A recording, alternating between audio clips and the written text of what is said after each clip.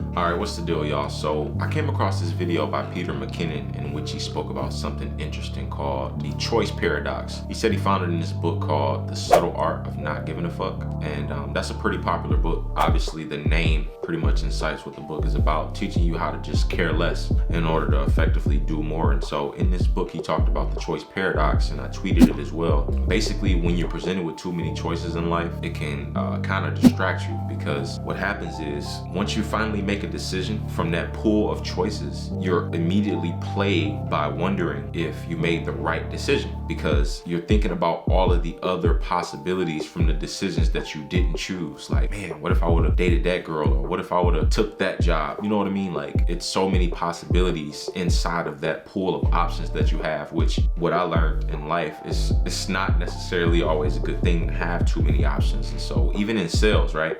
If you have a client or if you're trying to pitch to somebody, it's not good to present too many options at once. Just kind of narrow it down to the top 2 or 3, preferably 2, because it's easier for the brain to decide one or the other as opposed to a pool of different options. So I want y'all to think about that, because I've been a victim of that myself. Even with creating content, I've been thinking like, okay, should I create content about cryptocurrency? The people on my channel don't really care about it. But what if I started building a brand around cryptocurrency? Maybe the people who I talk to about business and cameras and filming might care. But again, it's too many choices to make. And so the bravest thing that you can do is to make an executive decision and just to go ahead and pick a choice in the first place. So what kind of paradoxes have you been having? Just think about it. I think we all literally suffer the same thing, but some people are better than others at just making a decision and just living with whatever results. And I found that to be very, very effective, because like even in the past, age 16, when I wanted to be a life coach, it didn't obviously work out, but that led me to